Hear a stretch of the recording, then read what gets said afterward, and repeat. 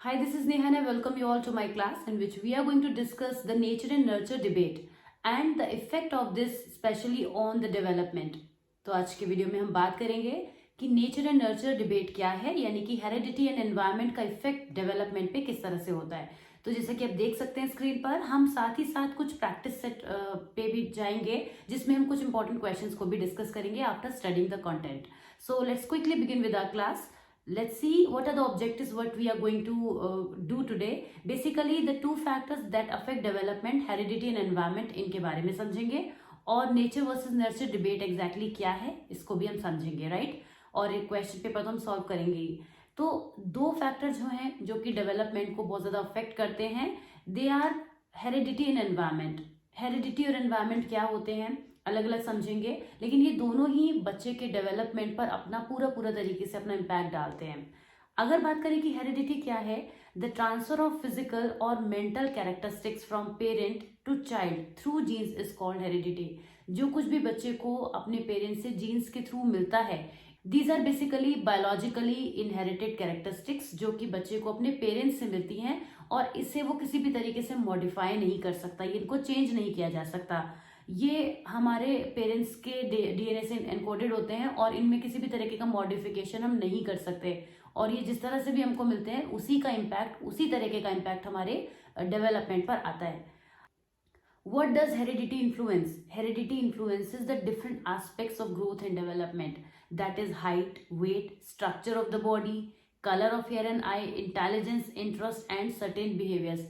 आप देख सकते हैं यहाँ पे ग्रोथ और डेवलपमेंट दोनों के फीचर्स को लिया गया है। जैसे कि अगर पेरेंट्स जो है वो शॉर्ट हाइटेड है तो जनरली देखा जाता है कि बच्चे भी शॉर्ट हाइटेड होते हैं, तो ये एक जेनेटिक हेरिडिटी जो होता है जेनेटिक, तो ये एक जेनेटिक इन्फ्लुएंस है जो कि हमें अपने पेरेंट्स से मिलता है। साइकोलॉजिकल फीचर्स की बात करें तो जनरली ऐसा होता है कि पेरेंट्स अगर बहुत ज़्यादा इंटेलिजेंट हैं, उनका आईक्यू बहुत हाई है तो बच्चों का भी होता है, या लो है तो बच्चों के साथ भी वैसा ही होता है। तो ये चीज़ें हमें अपने पेरेंट्स से एनकोडेड मिलती हैं, जेनेटिकली रिसीव होती हैं, तो इनमें हम कोई चेंजेस अपनी तरफ से नहीं कर सकते। फिजिकल फीचर्स में तो हम नहीं कर सकते, लेकिन कुछ साइकोलॉजिकल एट्रीब्यूट्स ऐसे होते हैं जैसे इंटेलिजेंस हो गया, हमारी पर्सनैलिटी ट्रेट्स हो गए डिफरेंट, एप्टीट्यूड हो गया, तो इनको हम एनवायरनमेंट के साथ बदल सकते हैं। तो जहां पर मैं आप लोग एक तरफ देख रहे हैं कि मैं बार बार इस चीज़ को हाईलाइट कर रही हूँ कि जो हमारा जो हमको जेनेटिकली रिसीव होते हैं, जीन्स जो रिसीव होते हैं, वो एक बाउंड्री सेट कर देते हैं कि हमको वैसा ही रहना है, हमारे अंदर वही चीज़ें उसी तरीके से आएंगी। लेकिन एनवायरनमेंट उस बाउंड्री को ब्रेक करता है और ब्रेक करने के साथ ही साथ उसको एक्सपेंड भी करता है। यानी कि अगर किसी पर्सन का इंटेलिजेंस जो है वो कम है तो उसका एनवायरनमेंट चेंज करने पर हम उसको मॉडिफाई कर सकते हैं, लेकिन एनवायरनमेंट चेंज करने पर, क्योंकि जीन्स में तो हम कोई चेंज कर ही नहीं सकते, ये तो हम अभी डिस्कस कर रहे हैं काफी देर से। तो अब हम बात करते हैं कि एनवायरनमेंट होता क्या है। The word environment in this context means the environment around the child. इस एनवायरनमेंट में हमारा कल्चरल एनवायरनमेंट आता है, सोशल एनवायरनमेंट आता है, सभी तरीके का एनवायरनमेंट इसमें आता है। His interaction with his family, his neighbourhood, his school, his nutrition the child receive. जो कुछ भी बच्चा रिसीव करता है, किस तरीके के एनवायरनमेंट में वो ग्रो हो रहा है, कैसे दोस्त उसको मिल रहे हैं, किस तरीके के टीचर्स उसको मिल रहे हैं, कैसा एकेडमिक एनवायरनमेंट उसको रिसीव हो रहा है, तो ये सारी चीज़ें एनवायरनमेंट के अंदर आती हैं। वो सब कुछ जिसका इफेक्ट बच्चे पर पड़ेगा और वो सारी चीज़ें जो कि उसके उसके इस बॉडी के आउटसाइड हैं, बाहर की तरफ है, तो वो सब कुछ एनवायरनमेंट में काउंट होता है। What are the environmental factors which influence development? There could be a lot of factors, different type of factors जो environment पर अपना impact डालते हैं। जैसे कि physical factors की अगर हम बात करें, physical and geographical conditions influence a child's behavior, responses and attitude. For example, a person born in Chennai would be more tolerant to hot, humid environment as compared to someone born in Himachal Pradesh.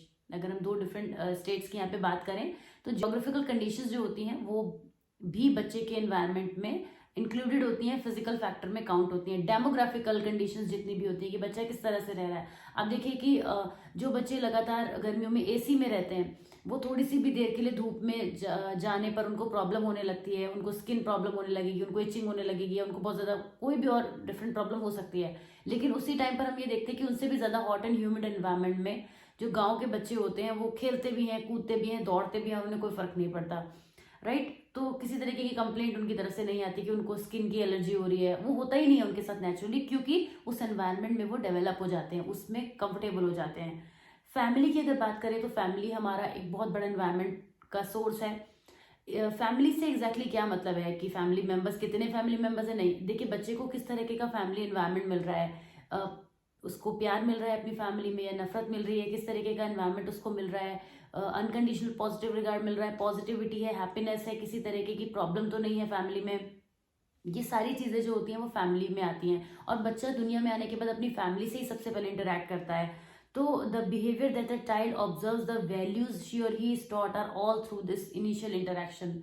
जो कुछ भी अपने environment में वो अपने घर में देखता है, किस तरीके की बातें हो रही हैं, कैसा एनवायरनमेंट है, वो सब कुछ एक फैक्टर की फॉर्म में रहता है, जिसको हम एनवायरमेंटल फैक्टर कह सकते हैं। स्कूल एंड टीचर्स बहुत बड़ा रोल प्ले करते हैं, क्योंकि बच्चा बाय द एज ऑफ 3.5 और 4 में भी बच्चा जो है स्कूल में चला जाता है। अब तो प्री स्कूल का भी सिस्टम है, तो बच्चे और जल्दी स्कूल में चले जाते हैं, तो वहाँ वो देखते हैं और ऑब्जर्व करके लर्न करते हैं, इमिटेट करते हैं बिहेवियर को, कि जैसा टीचर करें वैसा वो करेंगे। आपने छोटे बच्चों को अक्सर देखा होगा, वो घर में आके बच्चों को पढ़ाते हैं, कि उनको पढ़ाने की कोशिश करते हैं, इस तरीके की चीज़ें करते हैं ना, क्योंकि वो देखते हैं कि टीचर को टीचर पढ़ा रही है, तो वो कॉपी करते हैं बच्चे। तो स्कूल और टीचर जिस तरीके के हम मिलेंगे बच्चे को, उस तरीके का ही वो बिहेवियर एग्जिबिट करेगा, राइट। तो वैसे ही तरीके से वो डेवलप होगा। अगर उसको क्लास में कुछ बच्चों के साथ में अब्यूजिव एनवायरनमेंट मिल रहा है, तो बच्चा भी वैसे ही बिहेव करेगा ऑब्वियसली, राइट। तो ये कुछ फैक्टर्स हो गए। अब हम बात करते हैं कि नेचर और नर्चर डिबेट क्या है। हमेशा ये क्वेश्चन उठता है कि क्या हेरिडिटी ज़्यादा इंपॉर्टेंट रोल प्ले करती है डेवलपमेंट में, या फिर एनवायरनमेंट रोल प्ले करता है। तो दोनों में से किसी के भी इंपॉर्टेंस को हम कम नहीं कह सकते, क्योंकि जो कुछ भी हम जीन्स के थ्रू रिसीव करते हैं वो तो अपना रोल प्ले करते ही हैं। अगर एक बच्चे के पेरेंट्स शॉर्ट हाइटेड है, तो वो बच्चा हाइट को स्ट्रेच तो नहीं कर लेगा एक पॉइंट पर जाकर, अगर उसकी हाइट नहीं बढ़ रही है तो वो उतनी रहेगी, उसको तो नहीं किया जा सकता।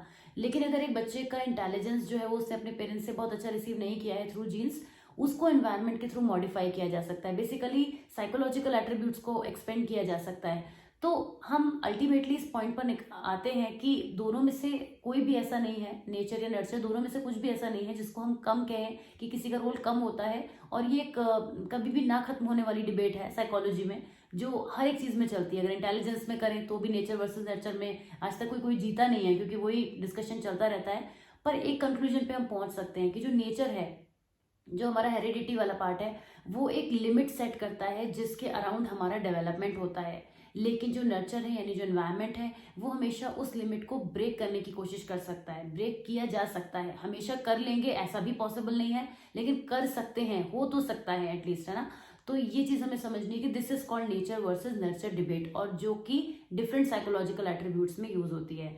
अब हम कुछ क्वेश्चंस की बात करते हैं। देखिए, which of the following is predominantly a heredity related factor. इनमें से कौन से फैक्टर को आप हेरिडिटी में ऐड करेंगे, काउंट करेंगे। Attitude towards peer group, attitude जो होता है अपने पीयर ग्रुप के टुवर्ड्स।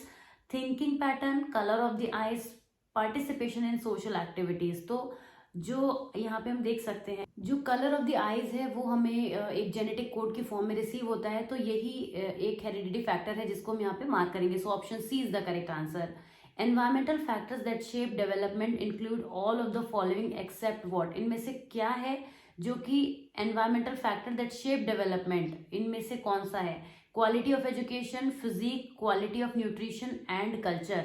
तो यहाँ पे quality of education एक environmental factor है, quality of nutrition, culture ये भी environmental factor है। so obviously physique जो है, physical features जो है वो हमारे वैसे भी environment में नहीं आते हैं, तो यही एक करेक्ट आंसर हो जाएगा। Option B is the correct answer. Next आगे बढ़ते हैं। In the context of nature and nurture debate, which one of the following statement seems appropriate to you. Child is like a blank slate whose character can be moulded by the environment into any shape. Environmental influences only have a little value in shaping up a child's behavior, which is primarily genetically determined. Heredity and environment are inseparably interwoven and both influence development। ये तो true है ही, पर last option भी पढ़ लेते हैं। Children are genetically predispose to what they would be like irrespective of whatever environment they grow up in। No, that's false। So option C is the correct answer here for this question कि nature versus nurture debate का जो जिसको हम summarize भी करते हैं वो यही option होगा, right। आगे बढ़ते हैं। The nature nurture debate refers to what? Genetics and environment, behavior and environment, environment and biology, environment and upbringing। तो nature nurture debate इनमें से किसको कनेक्ट करती है? जेनेटिक और एनवायरमेंट को। ये इतनी देर से हम पढ़ भी रहे हैं। So option A is the correct answer. आगे बढ़ते हैं। Human personality is the result of what? Upbringing and education, interaction between heredity and environment, only environment, only heredity. So दोनों के ही इंटरेक्शन से ह्यूमन पर्सनैलिटी बनती है और डेवलपमेंट भी हमारा उसी हिसाब से होता है। तो option B is the correct answer कि हेरिडिटी और एनवायरमेंट दोनों का इंटरेक्शन होता है। Which one of the following statement is true regarding the role of heredity and environment in human development? सभी ऑप्शंस को देख लेते हैं। The role of environment is almost fixed, whereas the impact of heredity can be altered. The theories based on the behaviorism are largely based on the role of nature in human development. The relative effects of heredity and environment vary in different areas of development. This is the true one. यही true है कि जो heredity और environment के relative effects हैं वो very करते हैं, डिफरेंट डिफरेंट जगहों पर वेरी करते हैं, जेनेटिकली भी वेरी करते हैं और एनवायरमेंट तो वेरी करते ही हैं। The policy of compensatory discrimination of the government of India is based on the role of nature in human development. This has nothing to do with the question, so option C is the correct answer यार। Coming to question number 7, why do individuals differ from one another? एक दूसरे से क्यों differ करते हैं? वैसे तो individual differences की वजह से करते हैं, बट वो क्यों जनरेट होते हैं? Because of the impact of the environment, due to the inborn characteristics, due to the interplay between heredity and environment. Obviously heredity environment के इंटरप्ले की वजह से ही जो लोग हैं वो डिफरेंट कॉम्बिनेशंस की वजह से ही लोग जो होते हैं डिफरेंट होते हैं। What is meant by nature and in nature nurture controversy? Nature का क्या मतलब होता है?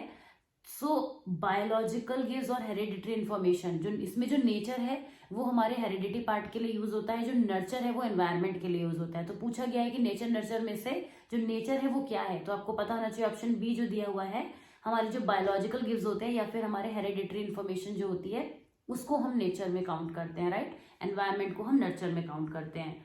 तो ये सब हमने आज की क्लास में पढ़ा। So this was it for today. Hope you would have understood the class well, and if you have like the content then please press one like and also subscribe to the channel अगर आपने अभी तक नहीं किया है। And I will see you soon in the next video. Till then take care, bye bye.